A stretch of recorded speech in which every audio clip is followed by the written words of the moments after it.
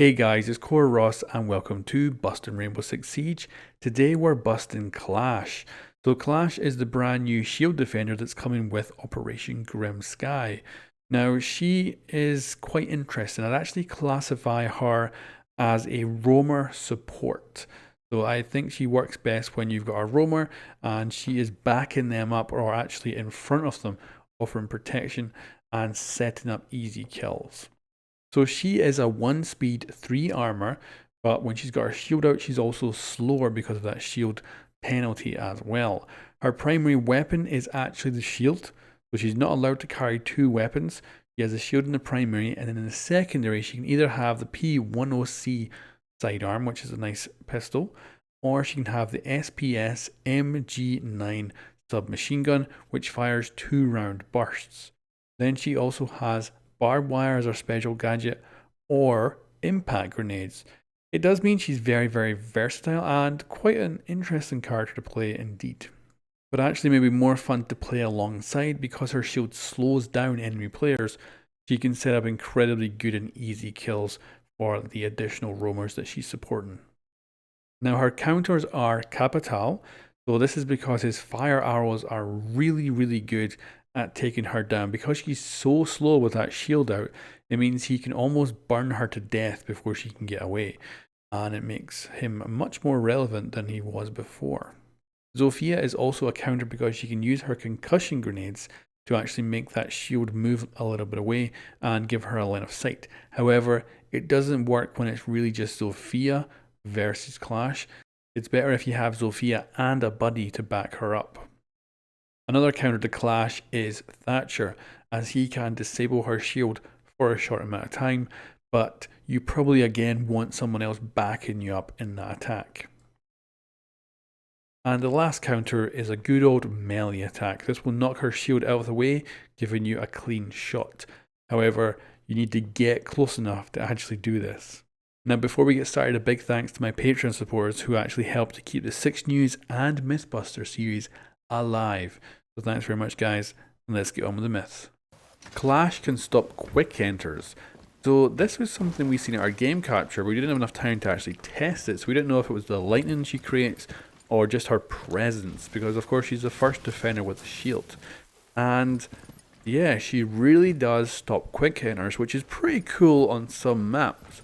And this can really be a pain in the ass, especially if you're like the last defender and you need to get into the objective. Now we did have it glitch out in the test server where suddenly she just teleported inside. But we did test what was doing this. So if she's close enough, you won't even get the prompt to quick enter. And if she comes in close, you're just going to bounce off her, which stops you getting in. But it is not the lightning effect. So if you actually see here, she's a little bit further back and we're getting that lightning on us and nothing is happening. So it's just her presence. If she's close enough, she can stop quick enters, which is confirmed. And I think really cool. It's something brand new. Clash is lightning versus gadgets. So of course it's this electrified effect she puts out, but I was very curious if it actually damaged anything like drones or gadgets. It'd be really cool if you pushed outside and like blew up a bunch of Habana pellets or something, you know, it'd be really sweet. But no, it doesn't work like that. Clash can interrupt actions. So of course, Echo and concussion grenades can stop actions.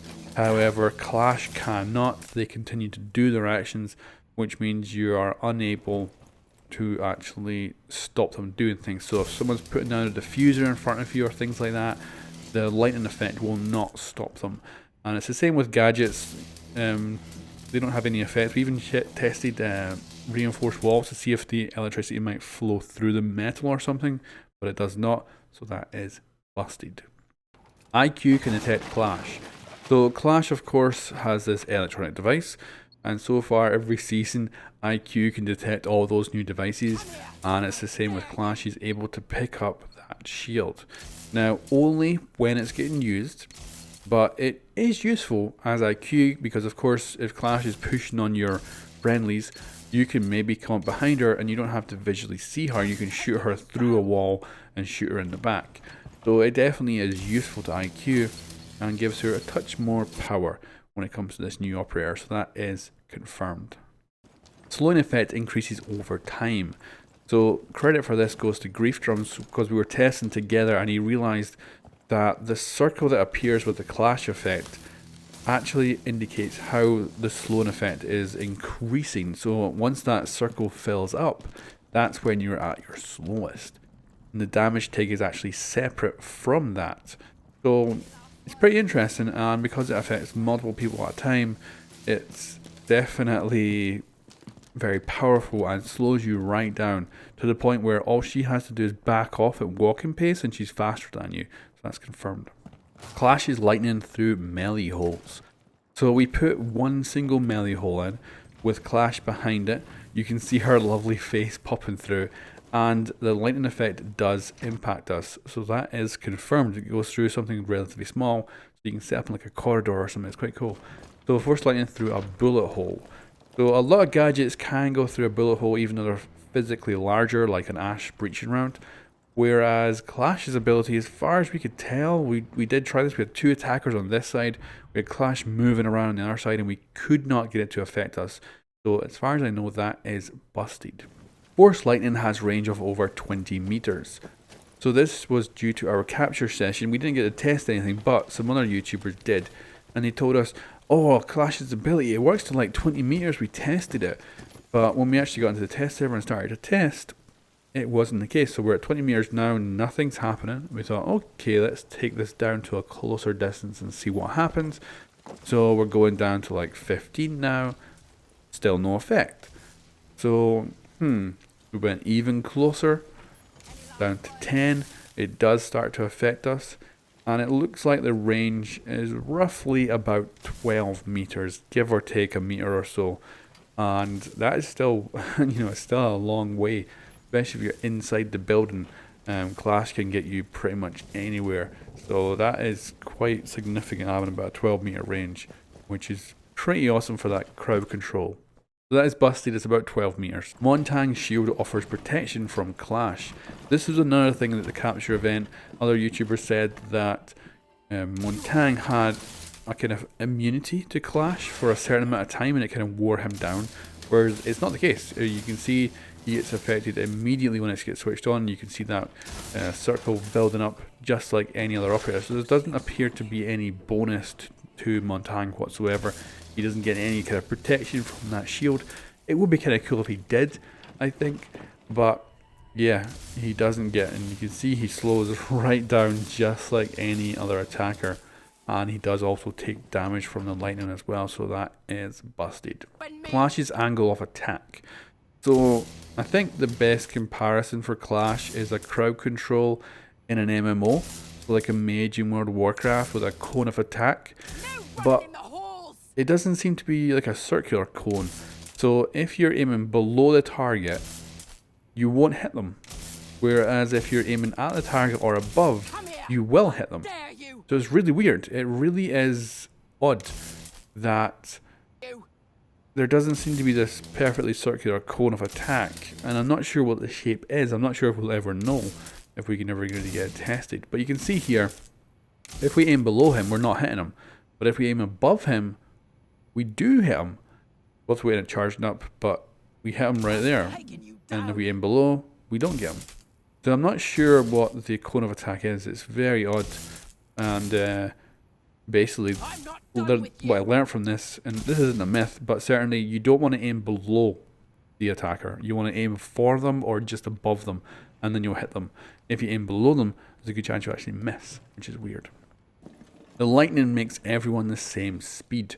We've got Montagne here with the shield. Now the shield is going to give him a penalty, and we have a 3 speed. And I was very curious if the effect actually brought everybody down to the same speed, even with the shield penalty. But as you can see, our 3 speed is just a tiny bit faster. So it doesn't slow everyone down equally, but certainly it's damn close. So it's busted. Force lightning slows down the vaulting animation. So of course it slows down your walking speed, your running speed, but it does not slow down your vaulting animation. It appears to run at normal speed, so that is busted. Shooting through the gaps on Clash's shield. So certainly Clash does have some actual holes on her shield. They're very small. Most of them are overlapping, but there's certainly a couple low down that are definitely holes where the pieces just don't match up perfectly, and one of them is right there. But as you can see, we cannot damage Clash, and we tried from like multiple different angles, all different areas of the shield. We tried everything, but it was busted. She has a really good protective shield. Of course, we had to check if GLAZ was able to get through Clash's shields, because of course he can go through plain windows, which are probably a pretty similar material, but Clash's bulletproof glass is incredibly good. And I didn't just try shooting the glass, I tried hitting different areas of the shield, different components, different areas, and we were just unable to get through. I even tried those little holes as well, just to see if there was anything that might have happened. But yeah, she's got a damn good shield, and from the front you ain't going to hit her unless you melee her. So that is busted.